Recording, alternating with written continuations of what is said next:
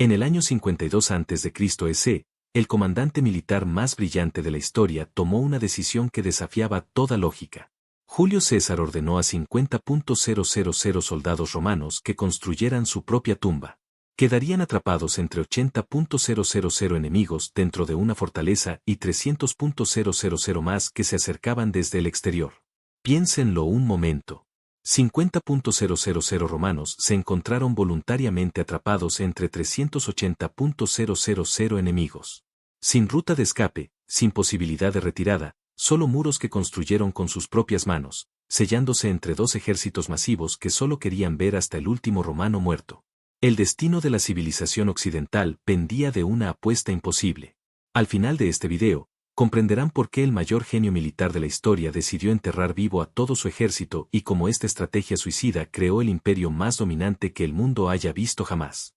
Voy a revelar 3 cosas que cambiarán para siempre su perspectiva sobre la guerra antigua. Primero, la maravilla secreta de la ingeniería que convirtió una trampa mortal en una máquina de matar. Segundo, el momento en que César salvó personalmente a su ejército de la aniquilación total. Y tercero, cómo el orgullo de un jefe rendido cambió la historia europea para siempre. Pero esto es lo que no tiene sentido. ¿Por qué un comandante bloquearía su propia ruta de retirada? ¿Qué secreto de ingeniería permitió a 50.000 hombres resistir contra 380.000? ¿Cómo supo César que la virtud se rendiría antes de que sus propios hombres murieran de hambre? ¿Cómo se alimenta a 50.000 hombres mientras construyen 2 murallas gigantescas? ¿Cómo lucharon los romanos en 2 direcciones simultáneamente sin perder la cabeza?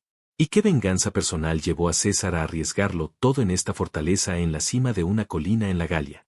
Para comprender esta locura, necesito mostrarles la situación imposible que César se había creado.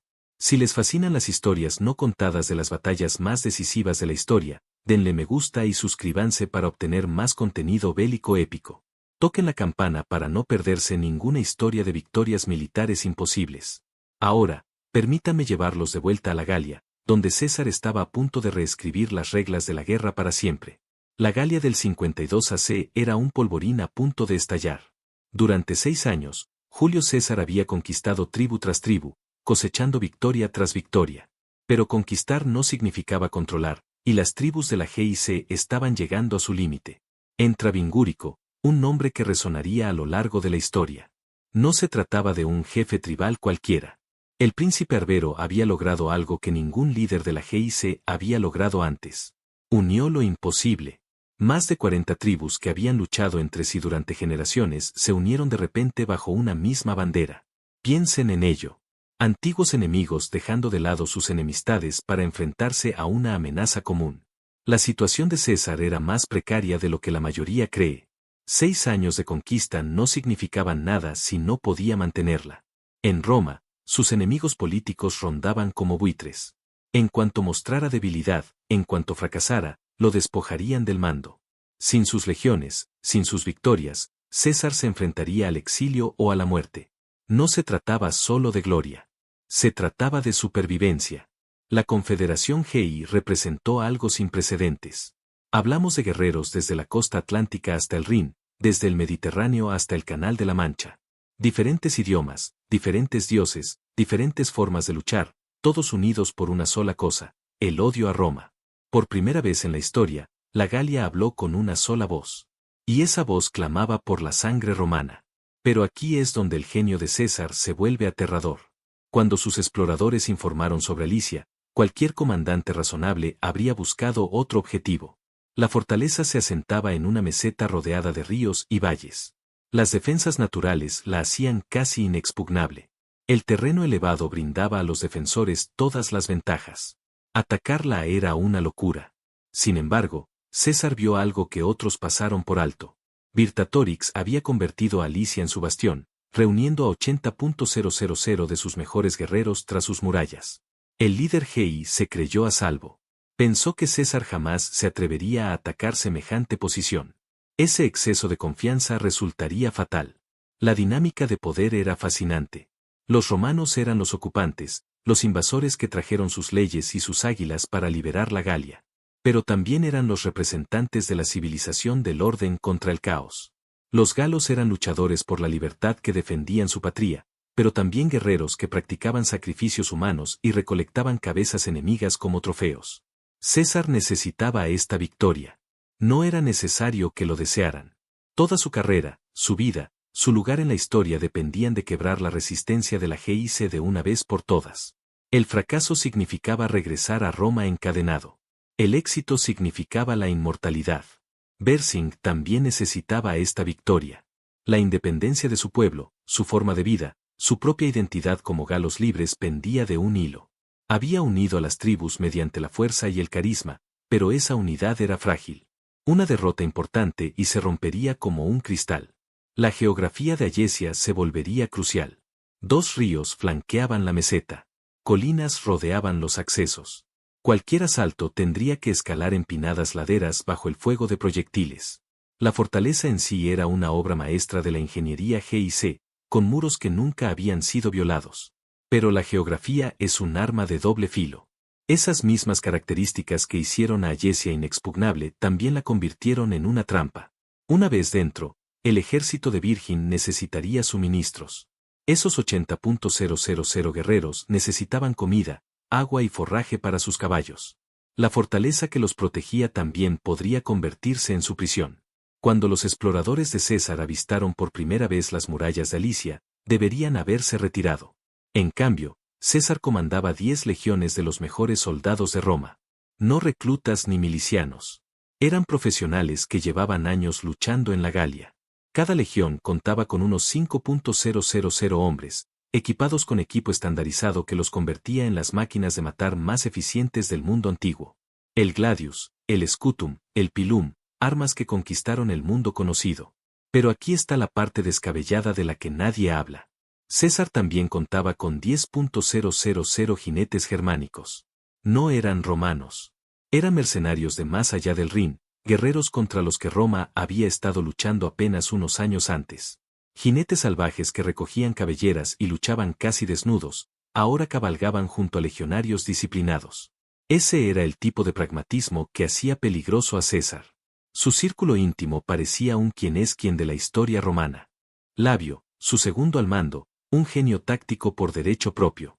Marco Antonio, joven y ávido de gloria, al mando de su primera gran fuerza independiente. Y lo más extraño de todo, Marco Bruto, luchando lealmente junto al hombre al que un día asesinaría. Imaginen esa ironía. César enseñando a su futuro asesino a ganar batallas imposibles. Dentro de Alicia, Bersing comandaba 80.000 guerreros de la GIC, pero llamarlos ejército es ignorar la realidad. Era una confederación de bandas de guerra tribales, cada una con diferente equipo, diferentes estilos de lucha, diferentes niveles de disciplina. Nobles caballerías y armaduras masculinas luchaban junto a berserkers semidesnudos. Algunos portaban finas espadas celtas. Otros se las arreglaban con herramientas agrícolas convertidas en armas. Lo que sucedió después desafió toda lógica militar. Bersing envió mensajeros a todos los rincones de la Galia. Se convocó la mayor reunión en la historia de la Confederación. A todas las tribus que podían enviar guerreros se les ordenó marchar en auxilio de Alicia. La Confederación exigió 250.000 hombres increíblemente, las tribus respondieron. La geografía táctica se convirtió en la obsesión de todos. Los ríos, el O y el Oscar, dificultaban la maniobra de la caballería.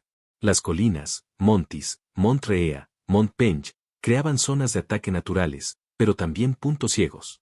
Cada comandante estudiaba las rutas de aproximación, calculando dónde atacar, dónde defender. Entonces César dio una orden que hizo pensar a sus propios generales que se había vuelto loco. En lugar de asaltar Alicia, en lugar de matarlos de hambre desde una distancia segura, ordenó algo sin precedentes. Sus legiones construirían murallas. No cualquier muralla, sino un cerco completo de toda la meseta. 11 millas de fortificaciones que atraparían a Vercingetorix en su interior. Pero Bersing había cometido un error de cálculo crítico. Había traído demasiados hombres a Alicia. 80.000 guerreros consumieron los suministros a un ritmo vertiginoso. Cada día de asedio significaba cientos de cabezas de ganado sacrificadas, toneladas de grano consumidas, miles de galones de agua necesarios. La fortaleza que había elegido por su fuerza ya se estaba convirtiendo en una trampa. Las maniobras previas a la batalla revelaron la brillantez de ambos comandantes. Bersing ordenó tácticas de tierra quemada, quemando granjas y envenenando pozos para negar los suministros de César. Pero la caballería germánica de César demostró su valía, moviéndose a lo largo y ancho para asegurar la comida. Pequeñas escaramuzas estallaban a diario cuando las partidas de forrajeo se enfrentaban. La primera gran batalla de caballería fuera de los muros de Alicia mostró lo que se avecinaba. 3.000 jinetes del GIC cargaron contra las posiciones de César. Los legionarios formaron cuadrados, presentando muros de escudos y un pelador saliente, pero fue la caballería germánica la que ganó el día, barriendo los flancos hic con una eficiencia salvaje. El impacto psicológico fue inmediato. Si la caballería del GIC no podía ganar en campo abierto, ¿qué esperanza tenían? Los suministros romanos escaseaban peligrosamente, alimentando a 50.000 hombres y 10.000 de caballería, y sus caballos requerían una logística masiva. Cada día de construcción significaba menos comida para el asedio. César corría contrarreloj para terminar las fortificaciones antes de que el hambre debilitara a su ejército.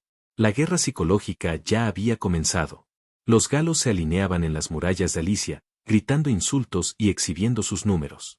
Querían que los romanos vieran cuántos enemigos aguardaban dentro. Pero la disciplina romana se mantuvo. Día tras día, cavaban y construían, ignorando las burlas. Aquí es donde Vercingetorix cometió su error fatal. Mantuvo a toda su fuerza dentro de Alicia en lugar de dejar una guarnición y llevar su ejército de campaña a otro lugar. Orgullo quizás o confianza en que la fuerza de relevo llegaría pronto. De cualquier manera, se atrapó a sí mismo tan seguramente como César lo estaba atrapando a él. Al comenzar septiembre, los ingenieros de César comenzaron algo nunca antes intentado en la guerra.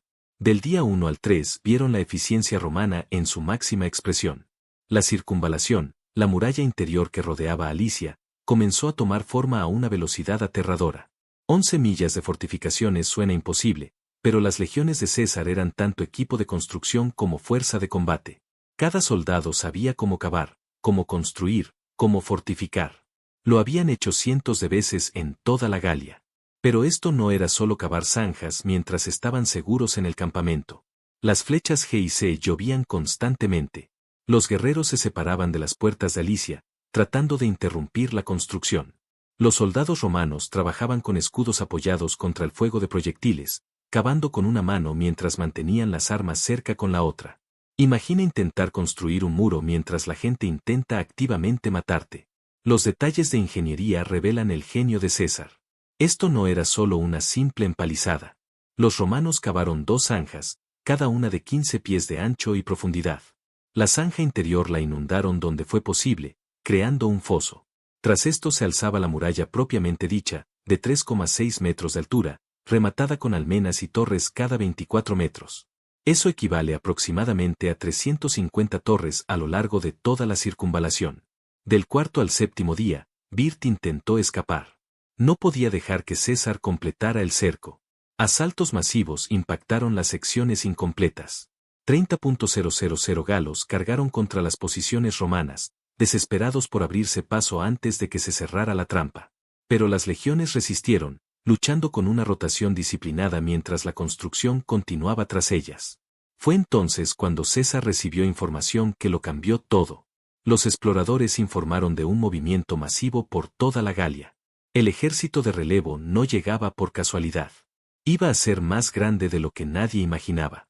Las estimaciones más conservadoras lo sitúan en 250.000 hombres. Algunos informes afirmaban que 300.000.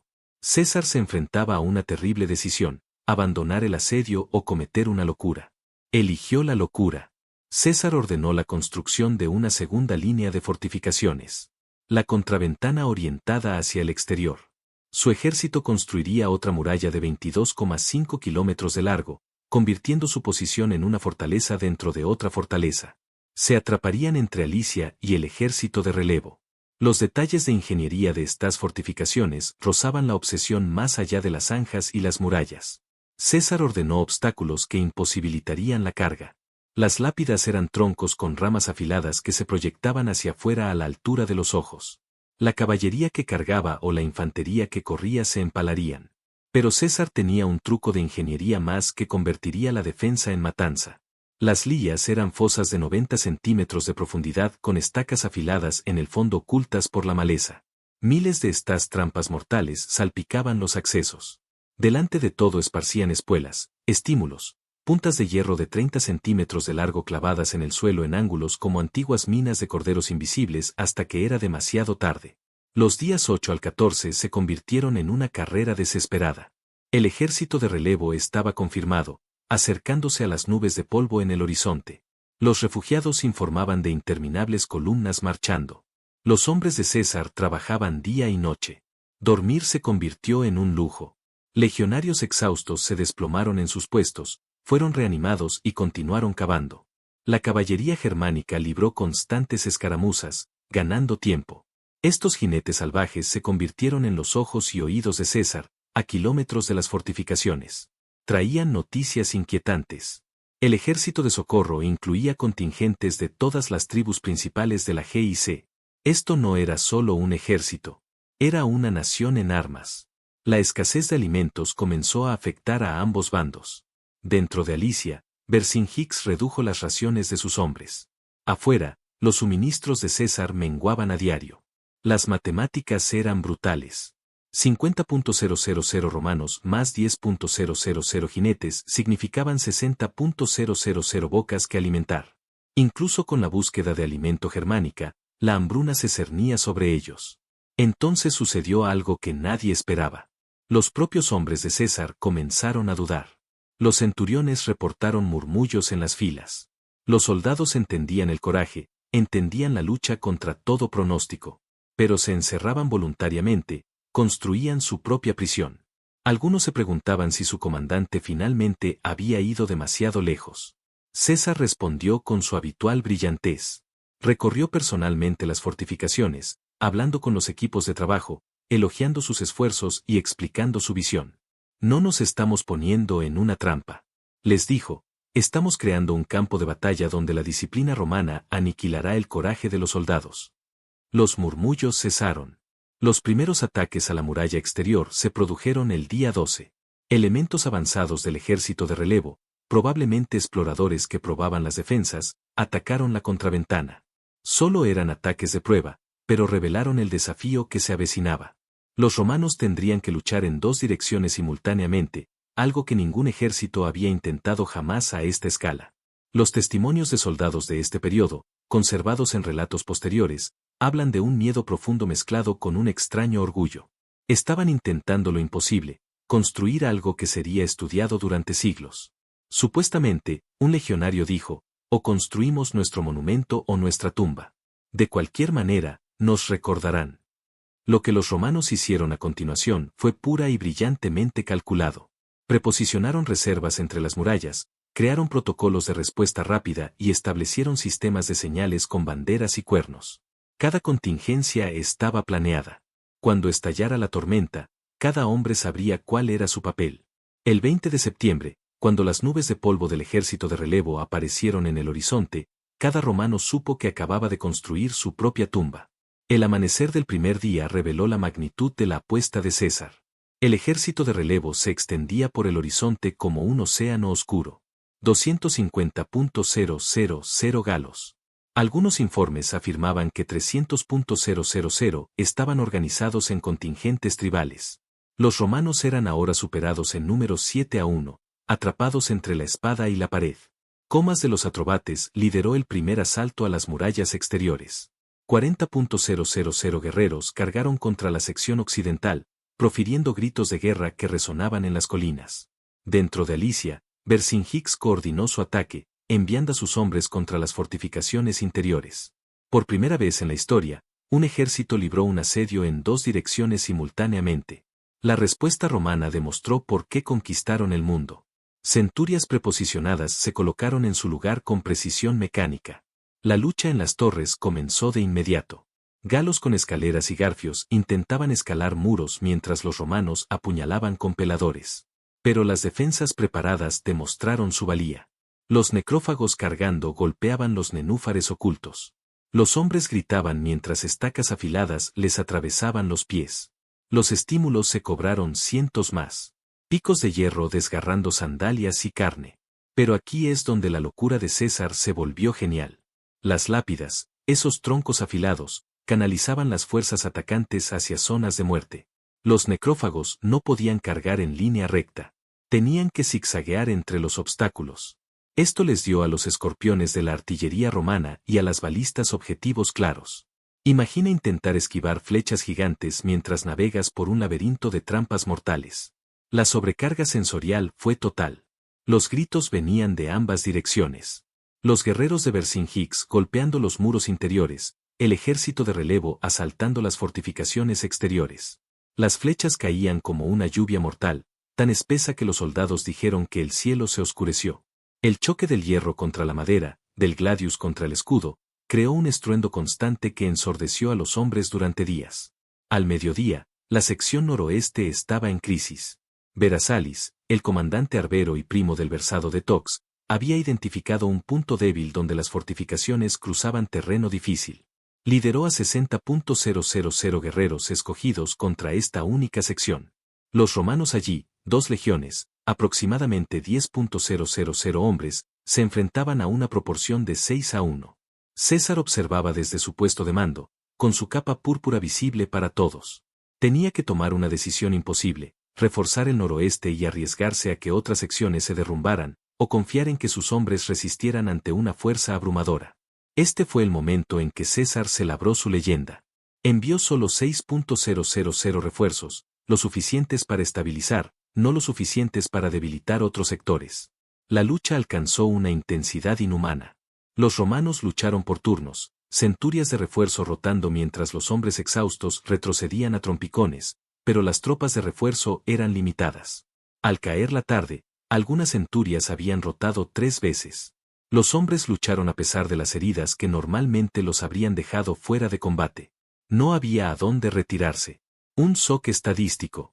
Los romanos disparaban 100.000 flechas por hora en el punto álgido de la batalla.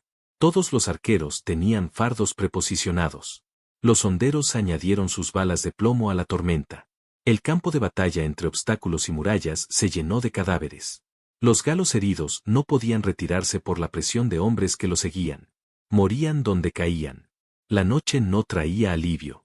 Los galos encendían antorchas y continuaban sus asaltos en la oscuridad.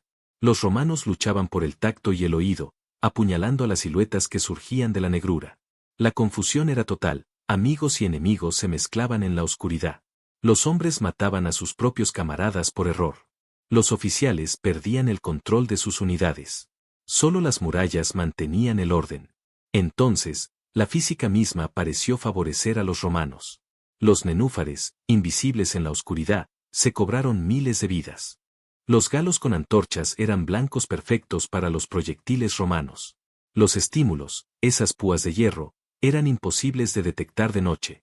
Las formaciones atacantes se desintegraron mientras los hombres intentaban ayudar a los camaradas heridos. El amanecer del segundo día reveló la carnicería. Cuerpos apilados a 3 metros de altura en algunas secciones. Los heridos y moribundos alfombraban el suelo entre las murallas, pero el ejército de relevo estaba lejos de ser derrotado. Contingentes de refuerzo avanzaron, pisoteando a sus camaradas muertos. Dentro de Ayesia, Vercing se preparó para su asalto a todo o nada. Aquí es donde el honor se encontró con el pragmatismo, y el pragmatismo con uno. César recibió informes de que la sección de Labiano estaba a punto de romperse. 6 cohortes llevaban 20 horas seguidas luchando. El propio general estaba herido y seguía luchando en primera fila. Sin refuerzos inmediatos, toda la sección norte se derrumbaría. Simultáneamente, la posición de Marco Antonio sufrió un ataque masivo. El futuro Triunva se enfrentó a 40.000 galos con tan solo 6.000 romanos exhaustos. Los mensajes pedían refuerzos. No podía aguantar mucho más. César se enfrentó a la pesadilla de todo comandante. 2 puntos críticos. Reservas insuficientes para abordar ambos. Pero entonces ocurrió algo que nadie, ni siquiera César, esperaba. La caballería germánica, mantenida en reserva entre las murallas, tomó cartas en el asunto. Su jefe, cuyo nombre, lamentablemente, la historia no registra, previó la crisis y actuó. Sin órdenes, 4.000 jinetes cargaron desde la retaguardia, cabalgando con fuerza alrededor de toda la batalla para atacar a los galos, atacando a Leviano por la retaguardia. César tomó su decisión. Tomó su última reserva, solo 13 cohortes, unos 6.000 hombres. Los dividió. La mitad fue con Antonio. La otra mitad lo siguió personalmente hasta Labiano. Pero aquí está el detalle que lo cambia todo. César no se limitó a enviar refuerzos. Los dirigió él mismo. La capa púrpura ondeaba, claramente visible para todos los romanos en las murallas. El impacto psicológico fue instantáneo. Los legionarios exhaustos, que apenas podían levantar sus escudos, de repente encontraron nuevas fuerzas. César viene. El grito se extendió por las murallas más rápido que cualquier mensajero. Hombres que habían estado luchando durante un día y una noche se prepararon para un nuevo esfuerzo. Lo que sucedió en los siguientes 60 segundos decidió la civilización occidental. 3 fuerzas convergieron simultáneamente en la sección noroeste. Los hombres exhaustos de Labiano defendían la muralla. Los refuerzos de César atacaban desde dentro. La caballería germánica arremetió contra la retaguardia Hic, atrapada entre 3 fuerzas, presionada contra sus propios obstáculos. Los galos no tenían a dónde ir. La masacre fue total. Incapaces de retirarse ante la presión de sus propios hombres, incapaces de avanzar a través del acero romano, los galos murieron donde estaban. La caballería germánica, ahora en su elemento, aniquiló a los guerreros que huían con una eficiencia salvaje. No eran ciudadanos romanos sujetos a reglas. Les pagaban por matar y se ganaron su oro ese día. Dentro de Alicia, Virgin vio cómo se desintegraba la fuerza de su primo.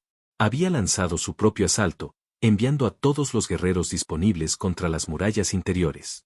Por un breve instante, pareció que el interior se derrumbaría mientras el exterior resistía. Los guerreros Hic, de hecho, abrieron brecha en la muralla interior en 3 puntos. Fue entonces cuando la situación pasó de la desesperación a la imposibilidad. César, aún visible con su capa púrpura, lideró una carga que los historiadores militares aún estudian.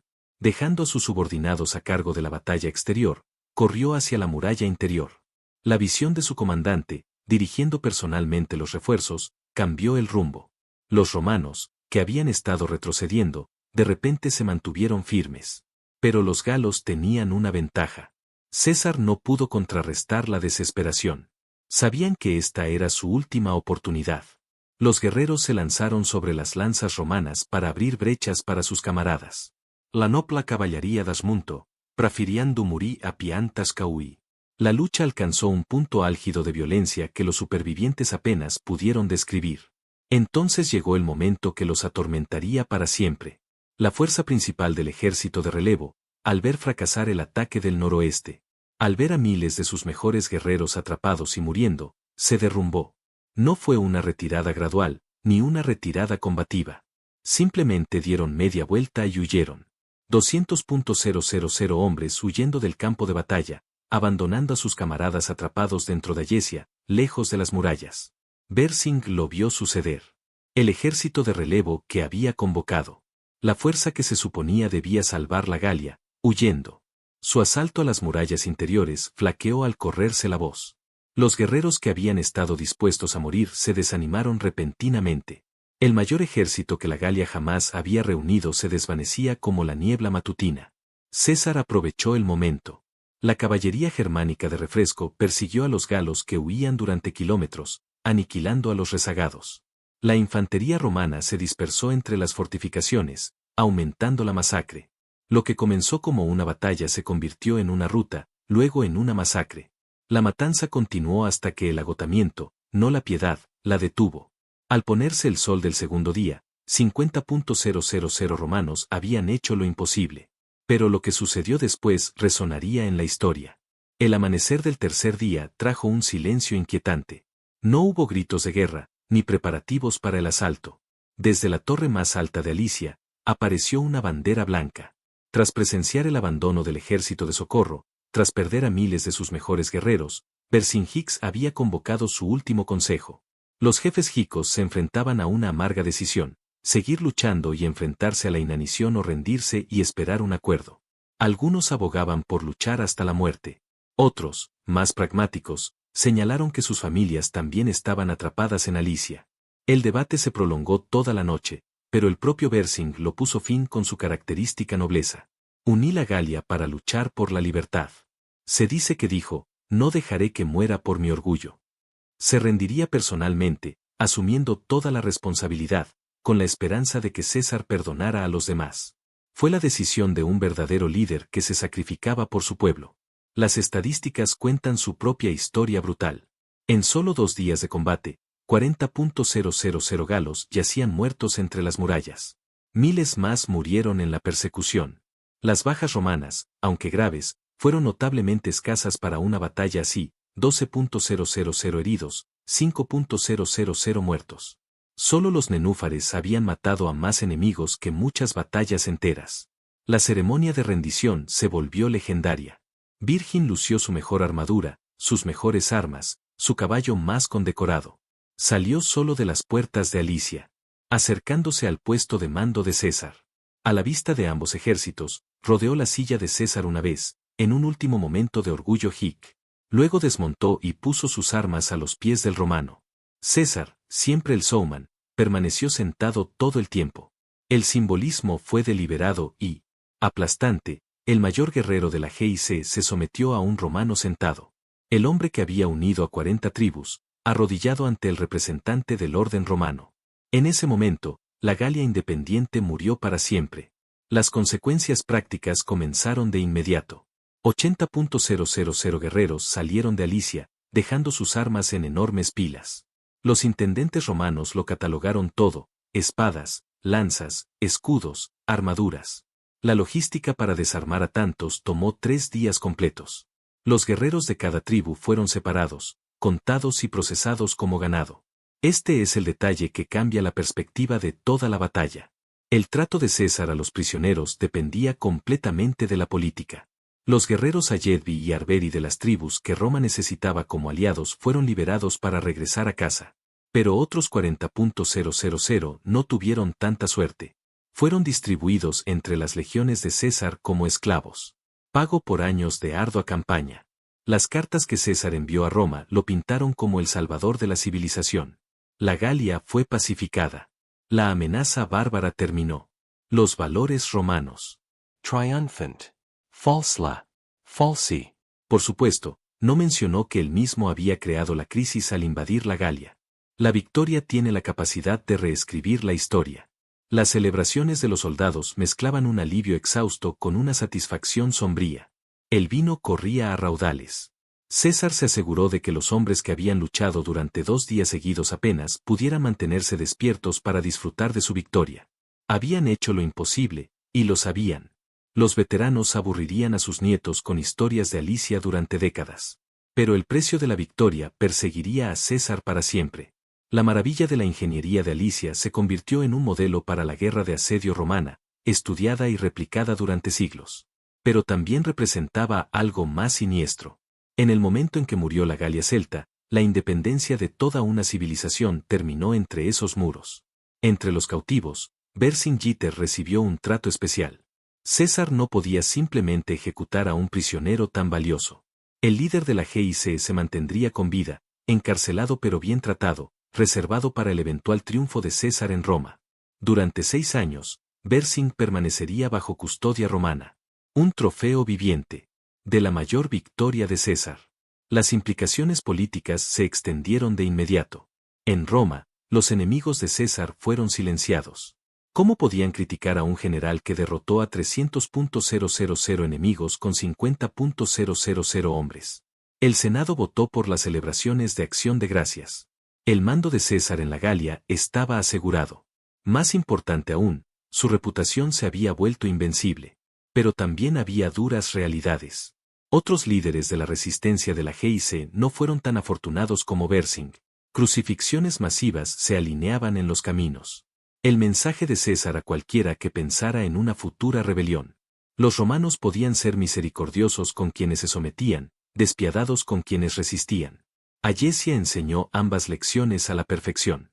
Las consecuencias personales variaron. Bruto había demostrado su valía en combate, ganándose la creciente confianza de César.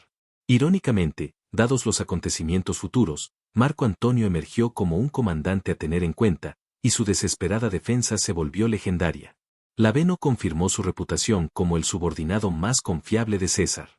El destino de Vercingetorix merece una mención especial. 6 años después, durante el triunfo de César en Roma, el jefe del GIC fue exhibido por las calles y luego estrangulado ritualmente en la prisión de Tullium. Su muerte marcó el acto final de la tragedia de Ayesia. Un líder valiente que unió a su pueblo, solo para verlo aplastado por la eficiencia romana. César había ganado más que una batalla. Había escrito un manual para conquistar lo imposible. Pero el verdadero costo de Alicia solo se aclararía con el tiempo. La consecuencia inmediata de Alicia fue la sumisión total de la Galia. En cuestión de meses, los últimos focos de resistencia se desmoronaron. Tribus que habían luchado contra los romanos durante generaciones aceptaron repentinamente la ley romana, los impuestos romanos, la civilización romana. La transformación ocurrió a una velocidad asombrosa en una generación. Los nobles del GIC enviaban a sus hijos a estudiar a Roma. El número de muertos reflejó cualquier celebración. Se estima que las guerras del GIC costaron 1 millón de vidas y otro millón de esclavos. Tribus enteras prácticamente dejaron de existir. Ayesia marcó el punto final de este genocidio cultural. El momento en que murió la resistencia organizada del GIC. La cultura celta independiente, que había dominado Europa durante siglos, comenzó a desvanecerse en el olvido. Pero el impacto de Alicia se extendió mucho más allá de la Galia. Caesars double wall technique revolutionized siege warfare forever.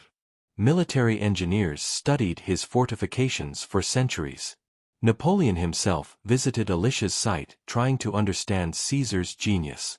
Even today, military minds analyze the battle as the perfect example of turning defensive warfare into offensive victory. Politically, Alicia cleared Caesar's path to civil war. His enemies in Rome couldn't touch him now, who arrests a general who'd conquered Gaul. The wealth from GIC slaves and plunder made Caesar richer than some kingdoms. The loyalty of his veterans forged in moments like Alicia would follow him across the Rubicon. The engineering legacy established Roman fortification doctrine for centuries. Every Roman siege afterward reflected Alicia's lessons. Double walls, lily pits, obstacles creating kill zones. These became standard practice. Roman military manuals preserved Caesar's exact specifications, turning his desperate innovation into systematic doctrine. Culturally, Alicia accelerated the Romanization of Western Europe. Latin spread through Gaul within decades. Roman roads followed Roman victories. GIC gods acquired Roman names. The civilization that emerged Gallo-Roman culture would shape France, parts of Germany, Switzerland, and Belgium forever. Here's the philosophical heart of Alesia. When is risking everything the only rational choice? Caesar faced political destruction if he failed in Gaul. So, he chose the insane option: trap himself between two armies because normal strategies wouldn't achieve total victory. Sometimes the craziest plan is the only sane one. Modern military thinking still reflects Alicia. When facing superior numbers, create advantages through preparation and terrain. Force enemies to fight on your terms. Turn defensive positions into offensive weapons. Make the enemy's strength irrelevant through superior positioning. Every special forces unit studying defensive warfare learns Alicia's lessons. But Caesar's gamble vindicated more than military theory. Fortune favors the bold became more than a saying. Alicia proved it true. By choosing the impossible, by refusing to accept limitations, Caesar demonstrated that audacity could overcome arithmetic. 50,000 disciplined men could defeat 380,000 brave ones. The historical pivot can't be overstated.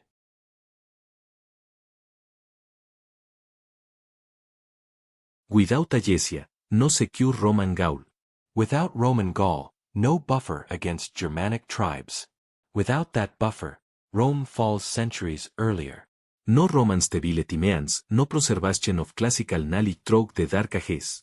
Western civilization's trajectory fundamentally altered on those September days in 52 BCE. Caesar buried 50,000 men alive, and in doing so gave birth to an empire that would last 1,000 years. Sometimes the most insane strategies create the most lasting victories. Alicia reminds us that when faced with impossible odds, the answer isn't to retreat. It's to make the impossible possible through preparation, discipline, and sheer audacity.